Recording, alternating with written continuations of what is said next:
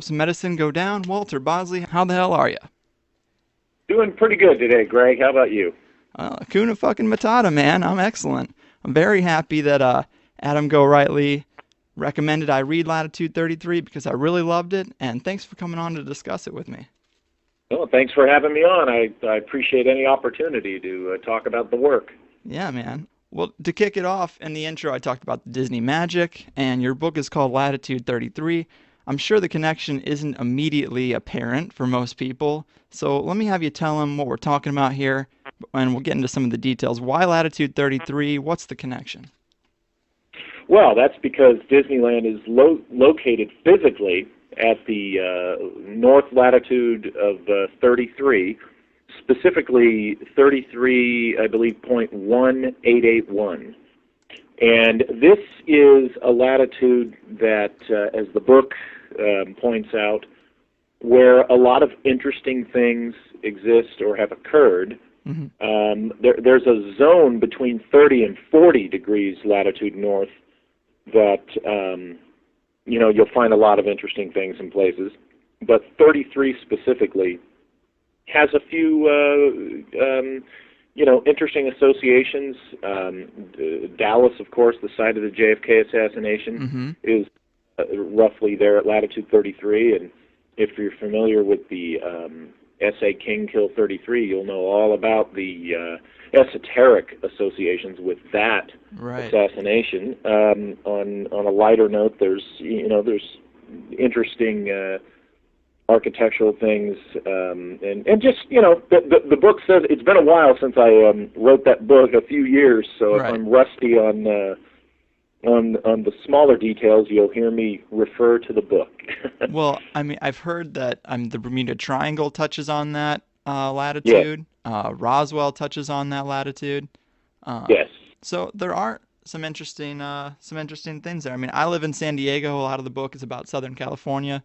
Of course, as it is about Disneyland. And I live right around the corner. The closest bar to my house is actually called Latitudes, and it's the 32nd degree, which is kind of close. But now, what do people need to know about the idea of unified fields and the energy grid? What causes an attraction to this parallel? I mean, it is unified fields and the idea of ley lines, but what do they need to know about it before we get into their use at Disneyland? Well, I would say that the reason that people and builders and such are drawn to this zone, this latitude, is because it's a very practical consideration. You find nice, evenly temperate zones there that are good for agriculture, are very more pleasant living conditions, that kind of thing. So that's a very practical, common sense reason for people to be drawn there. But of course, the energy that is there contributes to this state. Specifically, and there's energy all over the planet, but because of the fact that the warmer you get, people tend to associate that with comfort. Now, of course, there's the really hot zones where that's not comfortable, and the latitude of 33 tends to be in the zone that's comfortably between the colder and the hotter zones. So it's a common sense thing. I'm assuming your listeners, are used to the concept of the planetary grid. Right. So, basically it's the grid of energy that runs physically through the planet, which I like to identify with telluric current, popularly called ley lines.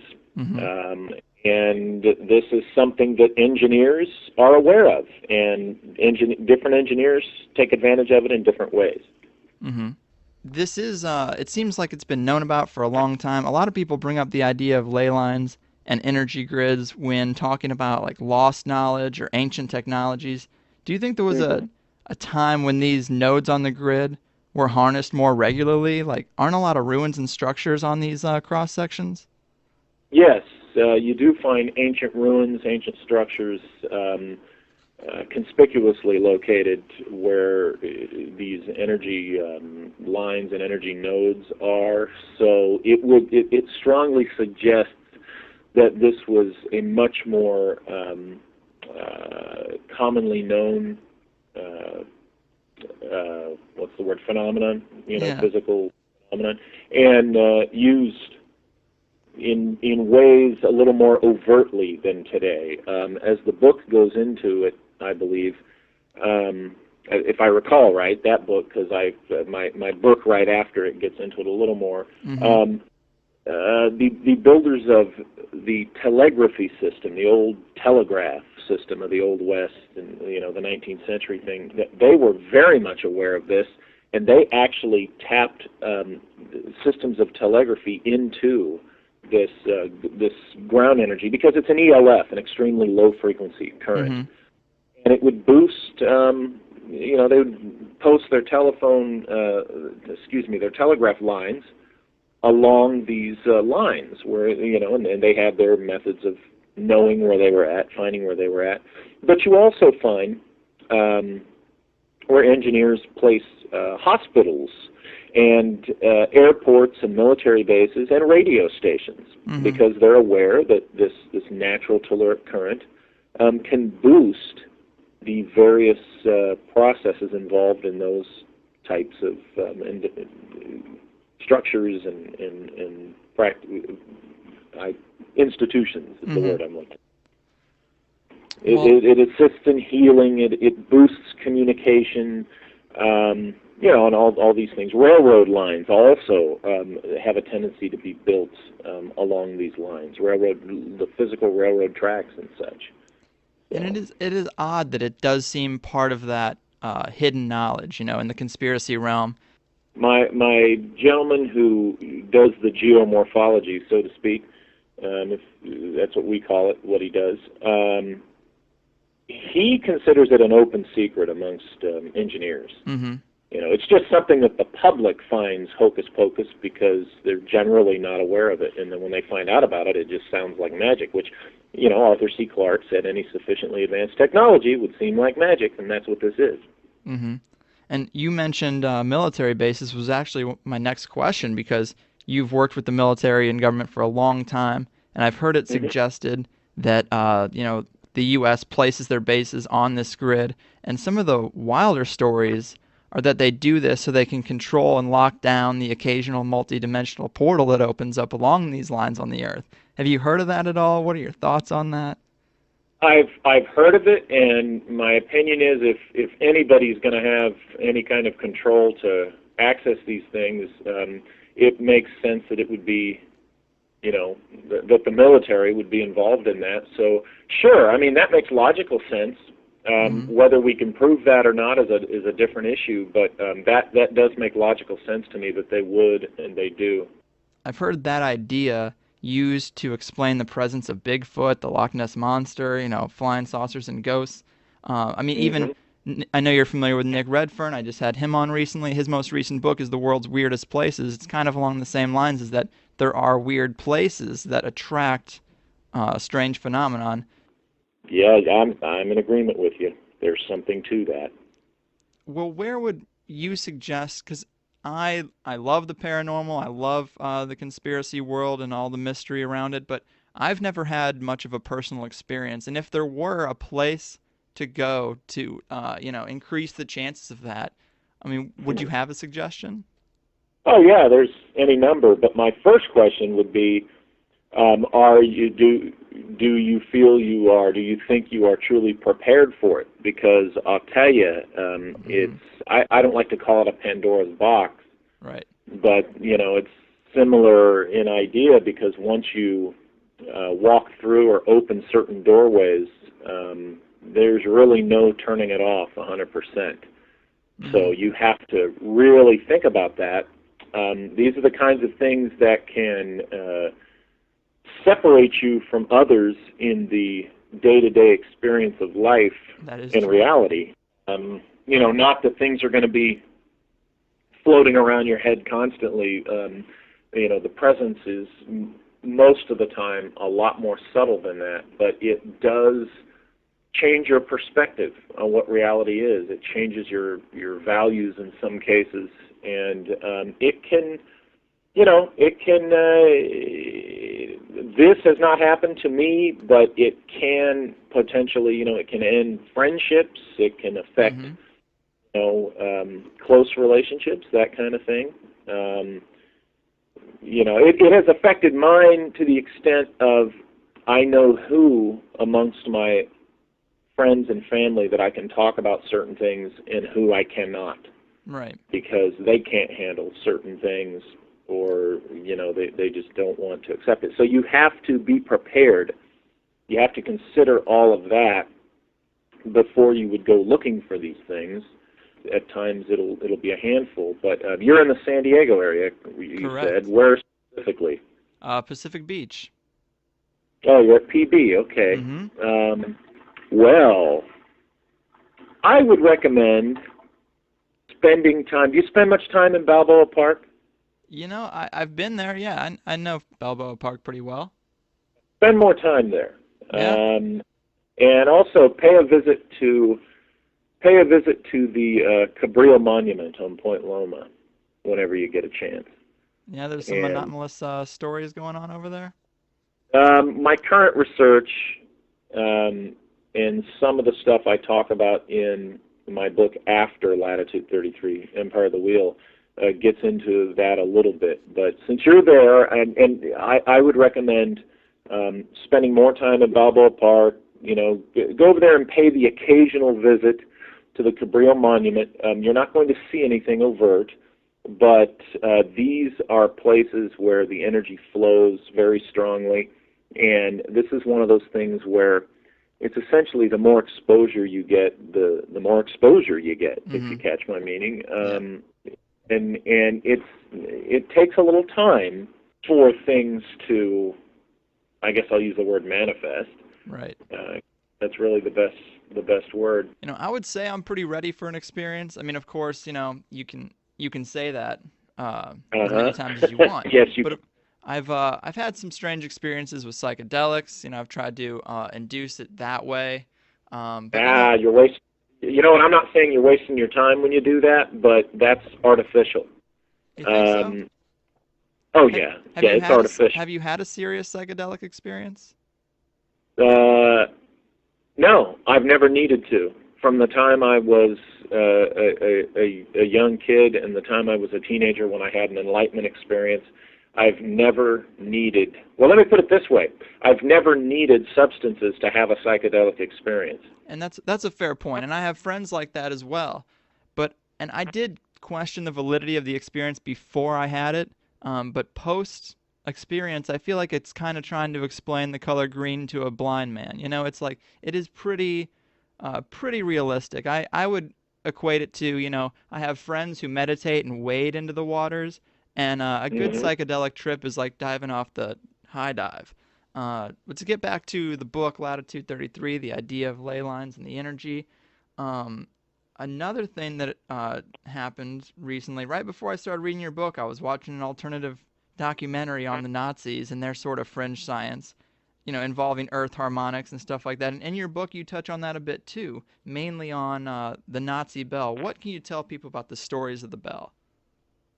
Well, I can't tell it as good as Igor Kwiatkowski or Joseph Farrell, but the basics are that starting as early as the 1920s, the Nazi scientists, the German scientists during that era, were beginning to work on the principles of this device that was known as the bell, and they went into it looking for alternative propulsion systems for aircraft and potentially spacecraft.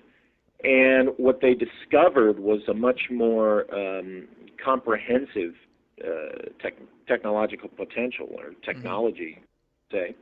And it was actually, my understanding is that it was based on, the ancient Vimana technology, essentially, or they were messing with the same things, in which it was a rotating device.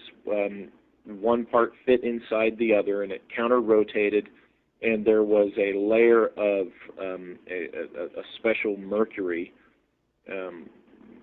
compound, liquid, that was pumped in between the two layers, and the combination of the counter-rotation and this mercury created fields, and these fields affected the physical, what's the word? It affected physical objects on the atomic level. It caused great destruction. It was responsible for the deaths of technicians, but it also had an effect on time-space. And so you can imagine all the theories, abound as to what this thing was and could do. Some people say it explains, the modern flying saucer era. Others say, it was a time machine, and it could very well have been both. And like I said, Mr. Kwiatkowski and, of course, Joseph Farrell, they write about it in greater detail and do greater justice to it than I do. But it's along the lines of these ancient technologies that have been lost. Yeah, I mean, it seems like this knowledge and use of this energy isn't really that rare. It's just a bit underground. And, it was at this point in my thought process when I was speculating based on the persistent rumor that Walt Disney was the 33-degree Mason, that it might be called the 33 degree because that's when they present you with the hidden knowledge of ley lines and the power of the 33rd degree. But you've looked into the idea that Walt was a Mason, and Right. sadly it seems to have no basis, despite a convenient similarity to the number 33, right? Yeah, that's and Walt Disney being a Mason is a persistent rumor that I personally try to put to rest because being a Mason myself, I contacted. Oh, yeah? Yeah, I'm just a third degree Blue Lodge Mason, as they call it. And I said, well, heck, that's easy. Let's call some of the the state lodges, whatever. And I checked 2 or 3 Masonic sources.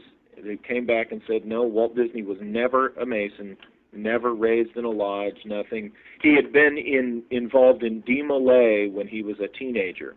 Well, DeMolay, of course, is it's the youth organization of Freemasonry. But a lot of kids, a lot of young men were in DeMolay that never really went on to become Masons. It was just kind of like being in, like if Kiwanis, I think they have something called the Key Club for high school age and stuff. A lot of these various fraternal orders that are, business and social orders and stuff, they have these. And, they just do good deeds for the public when they're kids, that kind of thing. And Disney was that. But he never went on to be a Freemason, and yet that rumor persists based on nothing more than people keep saying it. So I try to do my part to point out. Now, let me ask you, is it easy to find out, like, if 33rd degree is the highest level, or at least the highest public level, to my understanding, is it easy to find out who's on that list? Well, if you have a lodge, a Scottish Rite Lodge, because the degrees that high are the Scottish Rite, if they're willing to, if you're asking about a famous person, yeah, I see where if you call them and there's an individual who, you're asking about, they're very likely to tell you, oh, yes, absolutely, member of this lodge, it achieved the 32nd degree and then went on to get 30. Not a whole lot of people become 33rd degree. It's often a posthumous thing. So. Are these societies, the Mason Society, Scottish Rite, are these the things, like, do you think that they hold some hidden knowledge that they release to you as you go up the ranks, or what is the point of going from a 32nd to 33rd degree? Well, you got to remember, these organizations have a twofold existence. Primarily, they are philanthropic organizations. It's a way for businessmen and or civic leaders to get together and get to know each other, socialize, and network. But as a group, they sincerely and genuinely do, good deeds for the community. It's their way of, and what I like about it is, I would rather these organizations do good things for the welfare of their fellow man than the government do it. The government can't sustain that. That's true. But these organizations are often made up of wealthy, successful men, and you know they're generous enough and philanthropical enough that they want to help the needy, and that's what these organizations. The Shriners Hospital is renowned for being a great hospital for children, and their burn center is legendary. So they do great things. Now, within an organization like that, just like within our everyday society or any neighborhood in America, you're going to have some people that are interested in the more arcane aspects, and therefore it serves that purpose for those who are interested in that. That's what I'm interested in. Yeah, that's what seems to be most fascinating about it, because it seems like maybe the way it looks to me as an outsider and a bit of a conspiracy theorist is up until a certain point, it's about that business relationship, but then you'll have these guys who seek out those who are interested in that arcane, and they'll say, okay, you're ready to come up a level. You're up, let's go behind this closed door. And yeah, and if you use basic common sense and logic, you can see how that would work. Is you have a lodge and you have all the guys having their coffee cake and having some beers together, and they help the widows and orphans. And then you've got the guys higher up that are interested in this stuff, and they're watching and they're seeing, just like you spelled out, they would see, who is more suited to this knowledge. And, yeah, they would be vetted and recruited into that knowledge in that way. That's logically how it would work. And I guess another argument that a lot of conspiracy theorists would make is that almost that those lower levels are pawns to the higher levels, because they're creating the philanthropic front that covers up the real damage they're doing at a higher level in secrecy. And that's debatable, but yeah, if you believe that these guys are the evil masterminds behind this stuff, here's one thing you have to remember. A lot of people in the public don't know this, but when you become a Mason, you learn that we have a thing where it's just part of our thing. We don't defend ourselves publicly. We let people say whatever they want to say, and we do not defend ourselves publicly.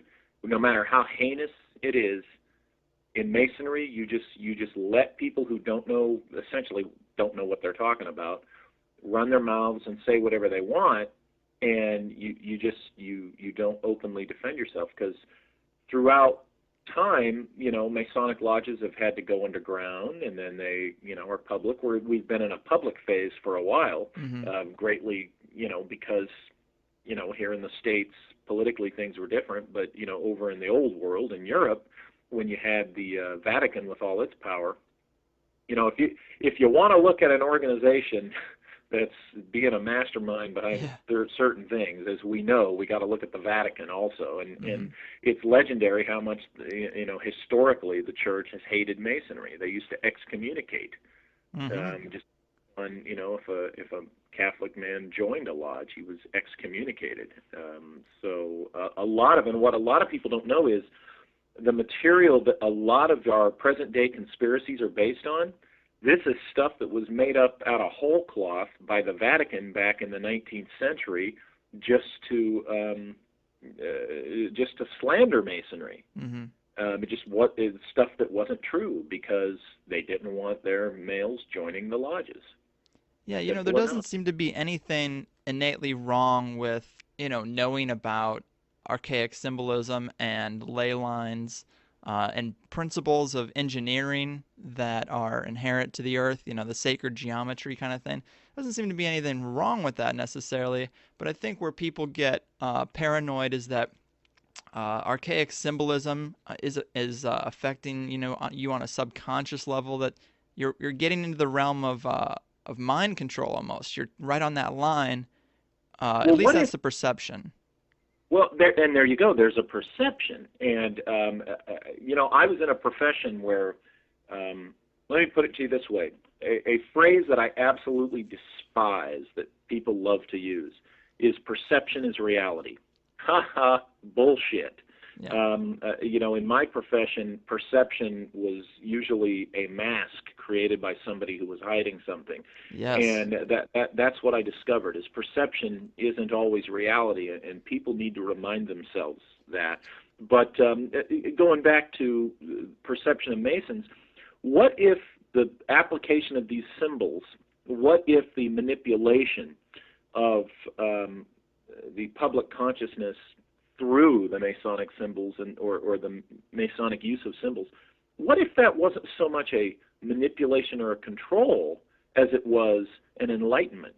What if the presence of symbols, when you walk around, doing your daily business in a city that's full of these symbols, what if those are symbols that mean something to the subconscious and actually are keys to unlocking the subconscious and giving you more awareness?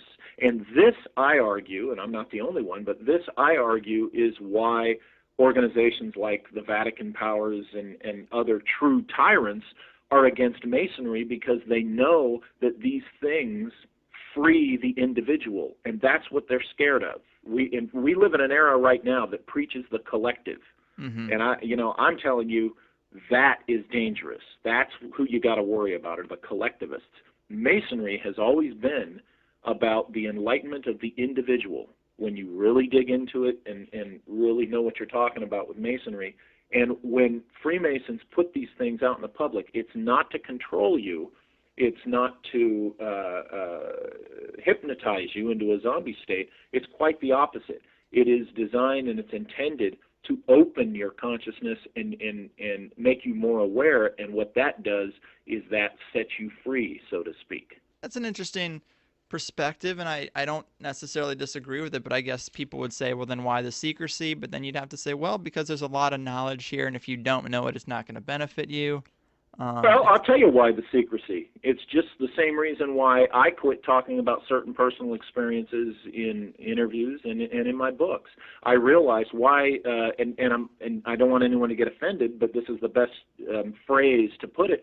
You get tired of casting your pearls before swine, and what I mean by that is, speaking for myself, I go down a certain path, I dig things out, I learn certain truths and facts, I have certain experiences, and like we were talking earlier, there's no way in hell that just my describing it to you, you're reading my words of my description of my experience, is going to convey the full a comprehensive impact of that experience. You've got to have the experience yourself. So therefore, the secrecy is more a camaraderie between actual experiencers who understand this. What I've come to learn is not everybody has a right to know about all this, unless they go and earn it. They do have it's there. It's out there for them to. They have a right to it, but they have to earn it. They don't have a right for somebody who has it to just give it to them. And I'm not about to, just give things to people. I would rather see them earn it, dig it out themselves, because they'll get more out of it. It's better for them. And I think that's what part of the secrecy is about. The other part of the secrecy is a very practical thing. You have to remember, during times of tyranny, Masonic lodges are condemned. And so these guys have to operate under the surface, and that's how you know who's a true member or who is maybe an infiltrator, from the bad guys speak. So it has a practical application, and it's not as sinister as people think. It's sinister as hell to collectivist-minded people, of course, because they don't like true individuality. So it scares the hell out of them. Fair. Yeah, I mean, not to get on a whole another tangent, but it seems like there's also a collectivist move. There's both the people who are afraid of the New World Order and the one world government, but then also, I see that among the enlightened, there's also another movement that eventually we will have to evolve into, a global society. When you see, at least in the stereotypical sci-fi way, beings from another planet, they've got to operate as a unit and get that all sorted out before they can really graduate to a place of real global prosperity. And I'd say there's probably something to that as well. I see that. I have come to see that more as mythology. I see that as the wet dream of the people who are true globalists, and they want people who are suspicious of globalism to believe in that. Here's the way I see it. As technology allows, you're going to have people who think like me. They're going to say, no, this evils of collectivism, with globalism, with this global community comes some really bad things. No, thank you. We don't want to participate. When the technology allows, just as people who think more freely got in ships and crossed oceans, these same kind of people are going to get in ships and cross the seas of space and just go to other worlds. In a way, I wish there was that opportunity now. Yeah, that would be interesting. Yeah, and so you're always going to have free thinkers who see the evils of globalism and see it for what it really is, and understand why that's not such a peachy idea. Right. Corruption is everywhere, and the concentration of power only makes it easier for corruption to get a serious foothold. But there you go. Let's bring this back to the book and Disneyland. We talked about the Masonry. We talked, Walt Disney was not a Mason, so if there was some some knowledge there to be had to place Disney in Anaheim on the cross section of these ley lines for a reason, where did this knowledge come from if it didn't come from Walt Disney? Well, as the book goes into and introduces the reader, there was a gentleman named C.V. Wood who was an engineer for the Stanford Research Institute, the legendary SRI, who was involved in a lot of interesting technology in the mid-20th century, and scientific remote viewing is the biggest one.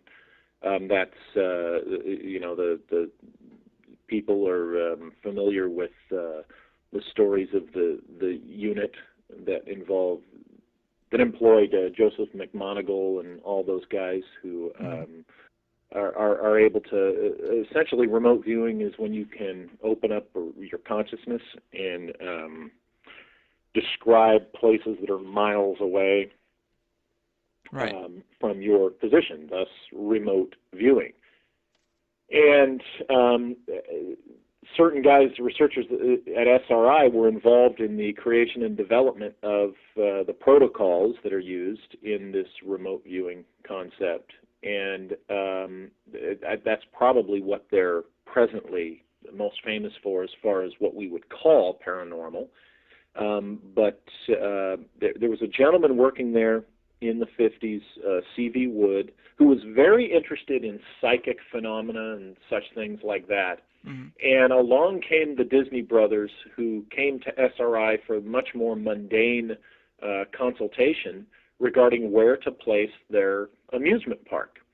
And various locations were considered, but the location in Anaheim was finalized, and C.V. Wood was most involved with that. In fact, C.V. Wood was so enamored of the idea of Disneyland that he left SRI to go work for Walt and Roy as the main engineer building Disneyland. C.V. Wood was the head engineer on the building of the park. So to go to Disneyland, the physical layout and such, that was all C.V. Wood.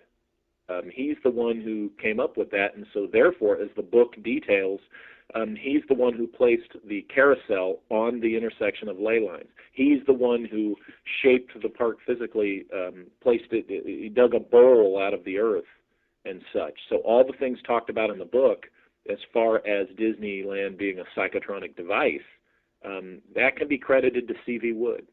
Yeah, and now this is where we're really getting into it, because most people don't know it was built in a bowl type layout.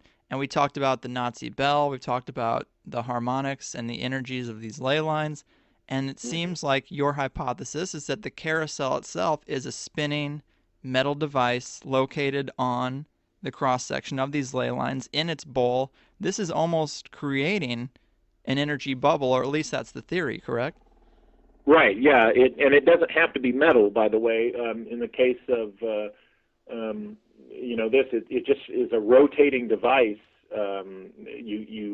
You place it in conjunction with that ley energy, and theoretically you're going to get these results. You're going to get something that it's more than the sum of its parts. And the carousel was placed on the intersection of the three ley lines that are in Fantasyland, and the rotation of the carousel draws up the energy from these three lines, which is already 3 times more powerful than if it had been just on a single line. Mm-hmm. And it draws it up, but then also the rotation, the spin, then disperses it throughout the park. It spreads that energy throughout the park, and because the park is dug into a bowl, the energy spreads out, and as it flows out towards the berm of the bowl, it kind of has that effect where then it rolls back in on itself. So it does create this bowl of energy that is, contained right there in the park. And this energy, what would you say the effects of this energy could be? And they seem to be, at least I've been to Disneyland recently, and of course, this effect is no longer in place. Right. I believe the device was disengaged in 1982 when they redesigned Fantasyland because they moved the carousel several feet. So the device has been disengaged, and that I attribute to why the park is really in some ways a shadow of its former self. Mm-hmm. There's several people that, young folks, who never got to experience Disneyland prior to 1982, and I tell you, they have not truly experienced what the device did. You would go to Disneyland, and it was like going to Vegas, where there's no windows in the casinos and there's no clocks. If you'll notice, they don't want you to know they just want you to get lost in the experience and stay in there all day. Right. The Disneyland was a very similar experience. You'd go in there and you would literally forget that you were in the middle of Anaheim, California, and you would just get lost in this world and just having fun. I mean, you knew you were in an amusement park, but Right. It was not quite like any other.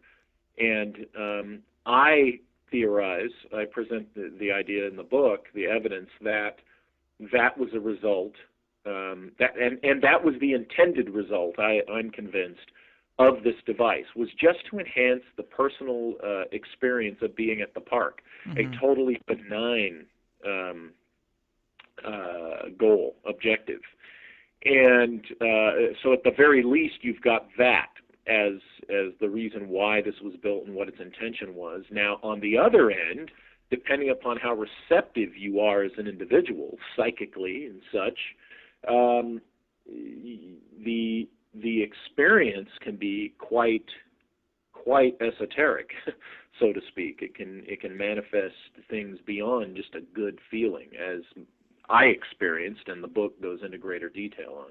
And is there, besides your personal experience, is there a rich history of that type of thing occurring at Disneyland?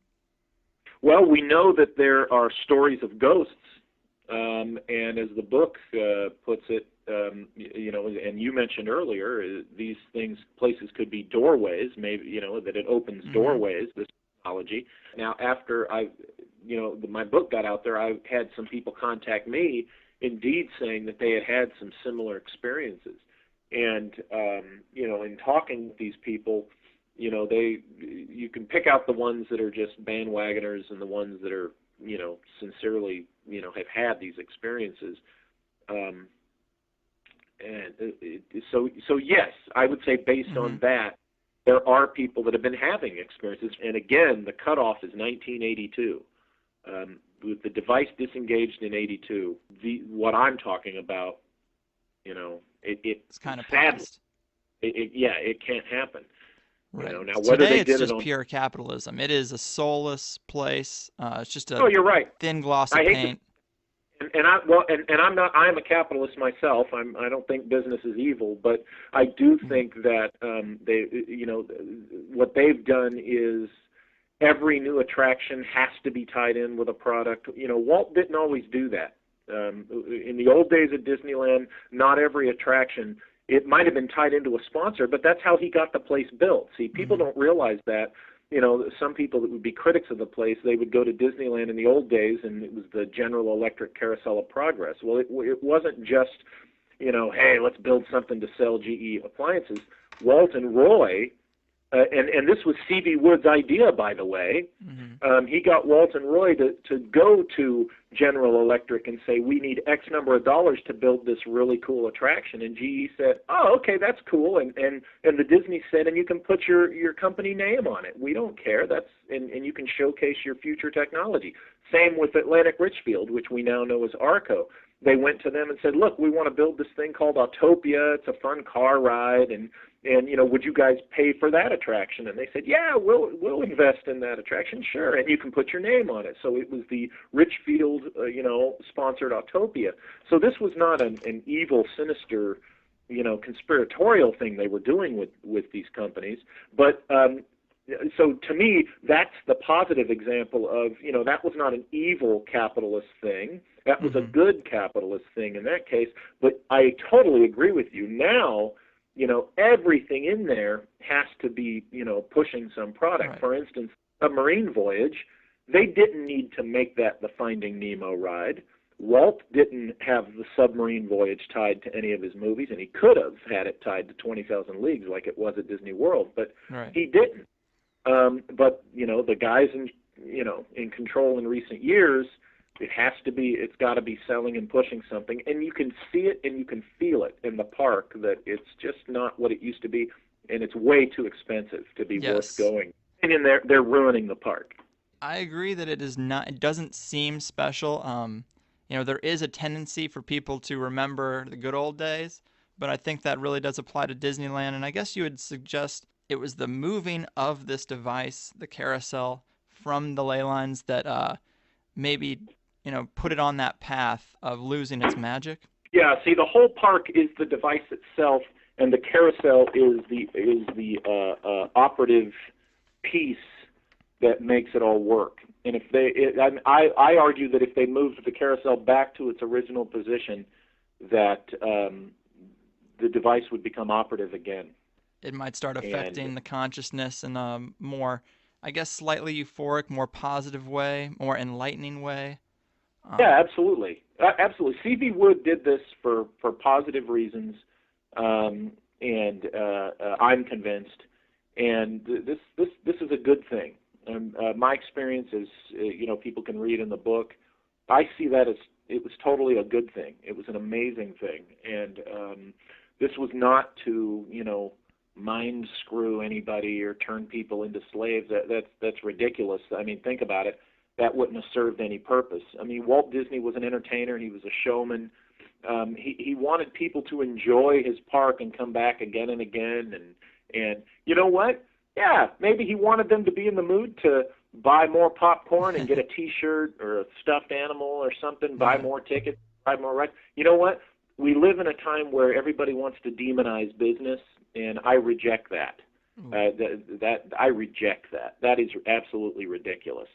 And so, there's nothing evil about what Walt Disney did. I'll tell you what, the so-called dark side of Walt Disney. He smoked like a chimney. He liked to drink a little, and they say he cussed like a sailor. Okay. Oh, gosh. What a rotten guy. I did want to ask you about alchemy and symbolism as it pertains to Disney, because that's really two distinct topics, because you got Walt Disney and his vision of the company, and then you got the modern Disney Corporation. And when most people hear Disney conspiracy or symbolism, they think of the Little Mermaid cock castle, whispers of take off your clothes and Aladdin, stuff like that.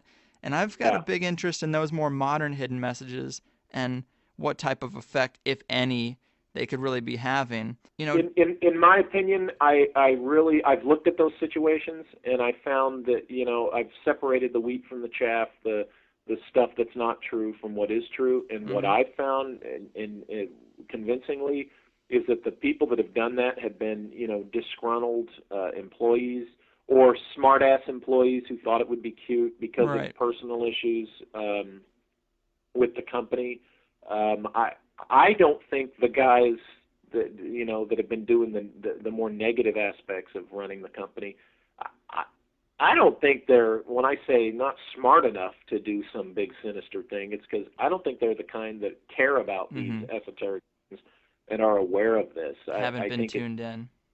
Yeah, it's just greed and a particular outlook on what commerce is supposed to be in their minds, and it's but even I don't think there's anything sinister to that. Now that said, as the book states, I do think that C.V. Wood was somebody who was very much into this stuff, and that's why you find the symbolism around the park. And I'm glad you brought that up, because the book goes into that. The book goes into alchemical symbols that are all over the park, particularly the carousel, right. and in fantasy. Detail some of that for us, if you can remember. Oh gosh, yeah. Well, you've got you've got the symbols of like the keys on like the shields that decorate the carousel overhang cover thing. You've got the keys, which are a chemical symbol. For like I said, it's been a few years since I wrote it. Forgive me. Well, the symbol that I thought was most interesting was the one that we use today to represent medical things, with the two snakes swirling around the caduceus, the center pole. And that energy. And it's interesting you bring that up, because that symbol came from the ancient East Indian information, where the same ancient writings where the Nazi scientists got their information on building the bell, and the snakes represent the energy spinning around the central pole, which allowed flight of these ancient vimanas. Almost a representation of a carousel, really. Exactly. There's that, and then there's the whole thing about the four treasures of the Tuatha De Dananns, and if I'm pronouncing that properly, I go into that in the book, where the crown, the scepter, and the sword, and the other thing. And that is right there, associated with the carousel and around the park. And when you get into the fairy tales, the symbolism of the actual fairy tales, I think everybody by now is aware that our modern day, particularly the stories that Disney turned into films, had much darker beginnings and origins. Right. Not only darker, but they also seem to be less removed from reality. There seemed to be a little more of a tie to reality, in that some of these things, like fairies and gnomes and whatnot, were beings, cryptozoology beings, almost beings from a parallel universe, parallel dimension. Or absolutely, particularly in the case, some say, of the Tuathas in the Fomori. They disappeared into another, either the underground world or another dimension, or maybe into space or whatever. That's really wild stuff that I think is totally cool. That involved in the symbolism you find around the park and in fairy tales in general. One of my favorite things was when I mentioned in the book that the gnomes, the famous gnomes with the red conical hats, how those hats actually start out white. And people don't realize that they put these things in their gardens, and they put them on commercials for travel, companies, and cute little gnomes. But those red hats start white, and they turn red because they're dyed red with the blood of virgins that the gnomes drink out of them. Yeah, that was a dark, tidbit. Next time you see a garden gnome, or you see that commercial on TV, you'll think of that. And so that's just one example of so these darker aspects we're talking about, but darker in the sense that it's not all evil from Satan. It's just darker in that most people aren't consciously aware of these things, and it's scary to them, because with that knowledge comes enlightenment that you can't always control, and that is a tremendous responsibility once you have it. Once you're consciously aware of things, you can walk around in a place like Disneyland and just see it all over the place, whereas other people that aren't aware of it, they're like, huh, what? That just looks like a decoration on the wall to them. And if they don't, code. If they're not aware of what it means, and then of course some people go, quite frankly, they go apeshit in the wrong direction.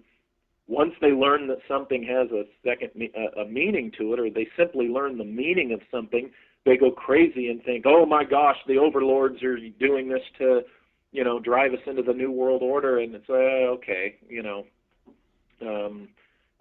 Personally, I've kind of had enough of that, but because these things don't ever pan out the way the Chicken Littles say they're going to. But Not yet. it's interesting, and C.V. Wood, I believe, built Disneyland to be a psychotronic device, in effect, that would simply, if it didn't open people's minds consciously, it would give them, it would enhance their good time at a fun place. That's what I really truly have found his objective to be. Yeah, an altruistic motive, and I definitely could see that being possible. And whether these more modern problems in Disney movies or these little subtle messages, whether they're disgruntled employees or not, none of this came about until the death of Walt Disney anyway. So that's right, and thank you for can't, bringing that up. That you stuff didn't happen while Walt was alive. you can't put that on him. Yeah, they can't. In fact, I've been very critical of the Disney company in recent times, but I make the distinction, the big fat line between the era when Walt was alive and after the family members lost control of the company. I blame it on it's the Michael Eisner era is when it started, And he became CEO around what time? In the 80s, I 80s? think. Yeah, and late 80s or something. It was really all the nasty stuff, all the bad stuff that you can honestly say about the Disney company really started and went through mostly the Michael Eisner era.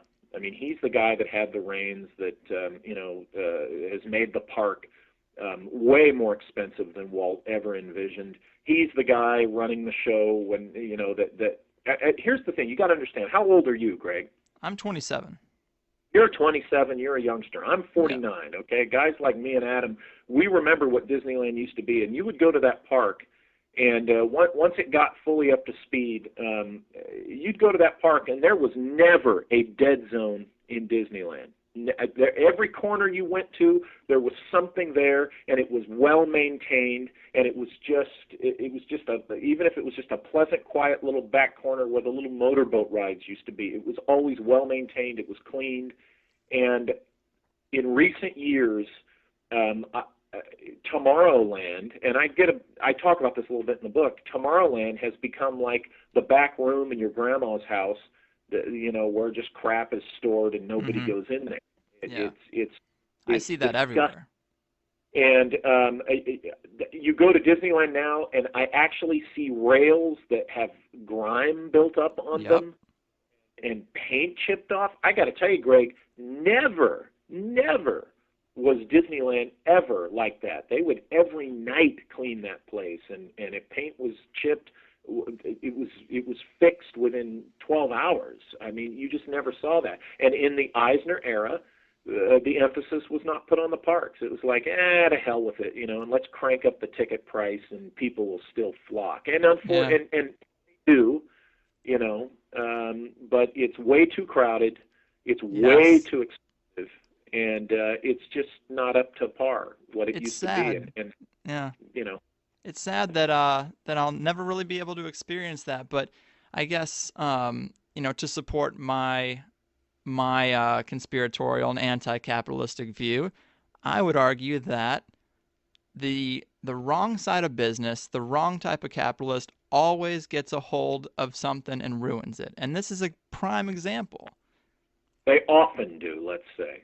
Often, but the problem is that whether it happens gradually over time or rapidly, it never goes back to the way it was. And so you got 500 major companies over the past 100 years slowly getting taken over by the wrong type of capitalist, and then you have a situation where like we do today, where the control is out of control. It's way overboard, and you don't see anyone come along and clean them out. They only clean out the good guy. Well, at least that's we my live argument. in an era where visionaries are demonized.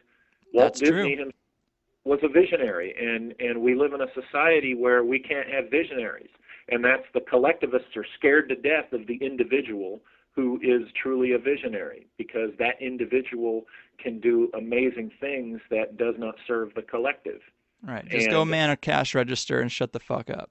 You know, that's the yeah, approach today. exactly. And so the visionary, look what's done to Walt Disney. People have to demonize him. And I would argue that the people who demonize him are the ones who basically lack vision and are jealous of people like that. And I mean, we see that all the time. Mm-hmm. You know, the people that are they stand tall above the crowd, and that's the first blade of grass that has to get mowed down by the Sour jealous grapes. Mediocre. Ayn Rand wrote about it in Atlas Shrugged, Right. and in her other works.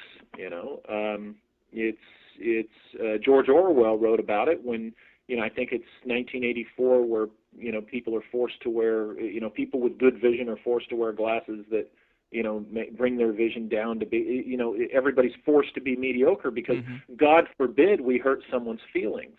All this, you know, let's level the playing field, let's make everybody feel good, is seriously damaging human civilization, because it's wussifying and wimpifying humankind.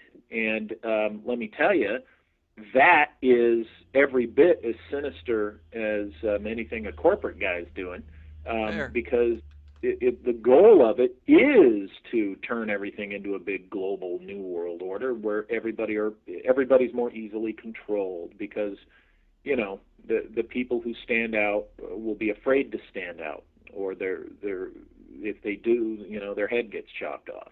You know, here's my general view. I find utopian thinking quaint and kind of childish. This reality we live in, this world we live in, it is exactly what it is supposed to be. Okay, we were never intended to make this a 100% fair and peaceful and wonderful world, this utopia. All we can do, as far as that's concerned, is change ourselves. All we can do is work on ourselves. If we work on ourselves, then our environment, I say our social environment, our national environment, our global environment will be better. But too many people want to think that they can make this reality we live in a utopia. And I argue it already is exactly what it's supposed to be. And that is, when it's tough, when it's harsh, when bad things pop up, it's because that's supposed to test our individual character, see? That's a fair point. Rather than try to change the world, which I might add, you're never going to do, it is a waste of time. But a visionary might say otherwise. Well, yeah, but, you know, okay. I'm just messing with you, and there does seem remember, to be remember, I didn't say you always have to agree with the visionary. What I'm saying is we tend to demonize visionaries. Right. But a true visionary would probably hope for and strive for that utopia. And some good things come from that, but remember, people in hell want ice water. There's just some things that aren't going to happen, and I think you have to be practical. And even we're talking about Walt Disney. I think he was a practical visionary. Okay, and what I mean by practical was his vision. You know, he's like, well, I can buy 160 acres over here in Anaheim and build my little amusement park, and people can come enjoy the practical application of my vision for a day.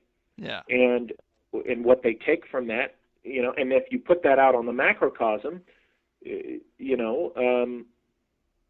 People can come away from their exposure to the visionary's practical application of their ideal and come away with something that changes them so that they become, you know, a better person inside, a better citizen of their community, or a better citizen of the world. But that doesn't mean we have to force everybody to get into lockstep. Now, that's true. With that. And I don't agree with the forcing, but there does seem to be a duality to almost everything. I think it's kind of built in, but there, you know, you have people in the same camp with the same philosophy saying, you know, we are all one, which is a nice idea. And then they also say true change comes from within. So, you know, you're talking about you need to work on yourself on an individual level and it will radiate out, which is a popular idea and one that I'd probably agree with. But then also, you know, we are all one. People aren't going to change the world by going out there to change the world. Right. People will change the world by changing themselves and then being an example And to the only thing I others. don't like about the, some libertarian or conservative or individual approach is it just seems, while it does seem to be the most free, the most freeing, but it also seems a bit cold, and that's the angle that bothers me about it. That's the chip on my shoulder. Could that be conditioning? Could that be that It you've been could. merely conditioned to believe that? That definitely could. There's many layers to this manipulation, and I'm not immune to any of them. But I'm constantly trying to figure out Yeah. where the line is drawn, and I don't deny that it could be manipulation from my young, And maybe impressionable stoner mind. what you're interpreting as cold is actually just really a faith in your ability to handle something that you think, and I'm speaking, in Fair. examples here, speaking hypothetically. You got a situation where, oh my gosh, I'm this, I'm overwhelmed, blah, blah, blah, and an individualist would say, well, Overcome. I'll give you a hand to get your butt up back on your feet and press on. Why? Because I have the faith that you have the wherewithal inside you to be able to solve this problem and get through it. And where you need a hand, I'll give you a hand. But the individualist, the libertarian, says, hey, I'll help you up, but I'm not going to carry you the whole way because it's not good for you. You will get so much more out of your struggles. And this goes back to why I think the world is exactly what it's supposed to be. What you get out of you, see, here's the deal. Here's the conditioning that is wrong in our times, Hmm. is the idea that the world is supposed to be fair, that we can engineer a world, an environment, a society where, there is no struggle. Well, what a bunch of damn fools. I mean, the struggle is part of human existence. It's part of how you advance your soul. It's part of how you become a whole being and experience the fullness of what life is.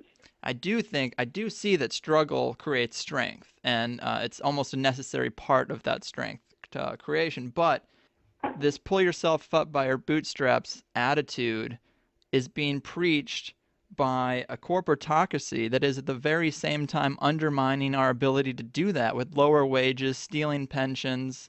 Um, so it's all empty in a way in today's world. At least that's my view of it. And I would argue that's your conditioning, because there are, governments who claim to be helping those very same victims.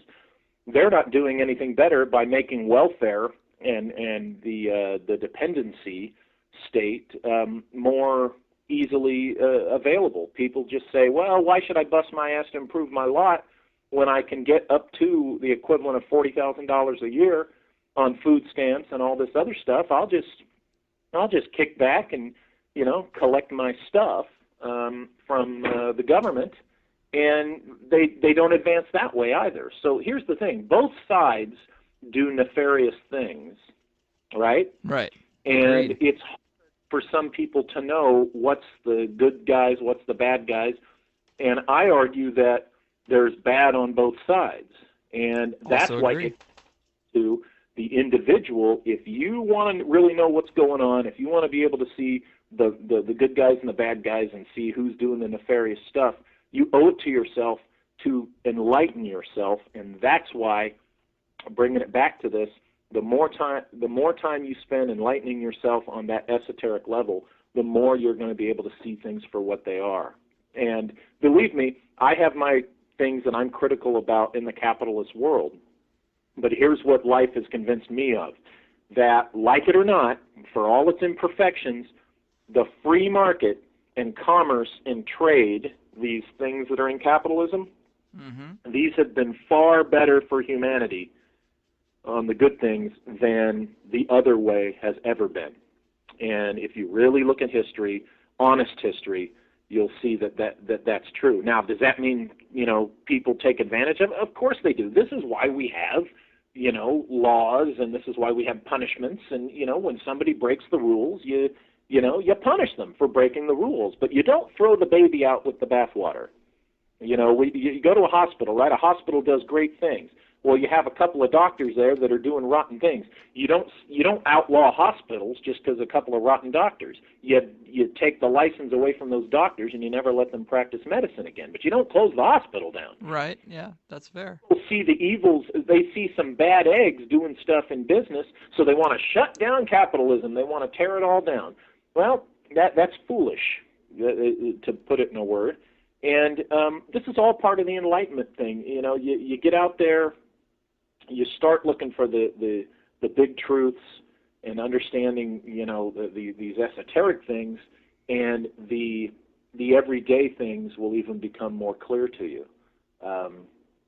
And that's really why I espouse the path of individual enlightenment, because each person owes it to themselves. You're shortchanging yourself if you don't pursue this. And, you know, the fact that, you know, like you're willing, you know, you're asking me, hey, where can I go to, you know, that's the first step. You're someone who's smart enough and realize, hey, you know, I want some of that. I want to know this stuff. And I'm glad to tell you, hey, go here, go there, you know, be open to it, ready for it, but be open to it, because it's there for the taking, and you owe it to yourself to do it, you know. And you may not come away with the same exact spin, you know, that I do, and that's okay. Right. That's okay. Well, hey, you know, we're getting towards the end of the show here. I mean, it's been a fascinating conversation. You know, I've always been interested in some of the mechanisms or the tools that create situations of power, which you could say this might fall into that category, even though it wasn't an evil thing. It definitely probably contributed to the success of Disneyland. And it's a really interesting topic I really hadn't heard discussed anywhere else. I'm glad you wrote the book, and I'm glad you came on the show today. Oh, well, thanks. I appreciate, you know, getting the chance to talk about it, and I hope we didn't meander off topic too much. But No. You know, it's a very interesting book, and I think your listeners will enjoy it, and it's cheap too. Yeah, I absolutely encourage anyone to get it. There's a Kindle version, which definitely cuts down on costs and, you know, makes it a little easier to get. But let people know before we go, what other projects are you working on? What do you got going on now in the future? Well, if they like, I would recommend they start with the Disneyland book before they would read the other book that I published last year titled Empire of the Wheel, which was a result of, after doing the Disneyland book, I wanted to research the ley lines that intersected Disneyland and spread out through Southern California, and that led me to the information in Empire of the Wheel, which is a much darker, bigger book. Mm-hmm. And I am researching what could be the second book, but I'm not sure yet if I'm going to write that, because I'm discovering things I'm not sure I want to share, and so I'm kind of neck deep in that research. I'm also making a film. I did a film titled Hell's Bells, a 46-minute silent short, which should be available on Amazon streaming very soon, and of course a DVD. Nice. I'm in the middle of putting together the DVD for that. Again, it's titled Hell's Bells. It's a silent movie set in 1929, kind of a comic horror film. Nice. And presently I'm shooting a horror film titled Chthonic, which is a sound film, a feature length. This one will be about 90 minutes, and it is very much, if you like the topics we talked about today, or didn't get to in great detail, the alchemical and the esoteric and arcane stuff. It's a film about that, and identity, personal identity, in some cases gender identity, trans kind of thing. So Wow. Just doing that. That's what I'm up to. Very awesome. Well, Walter, it was a real pleasure. You know, great chat. Hopefully someday we can get together again, maybe talk about Empire of the Wheel, get a little deeper into it. Well, maybe I can go down I'm down in San Diego a lot. I could probably show you some spots sometime too. So. Absolutely. Definitely. Would love to see that happen. You know, well, let me know when you're down here. Hope we can talk again. I know you got many more interesting works and life stories we didn't get to bring up, but you got any last words for the people?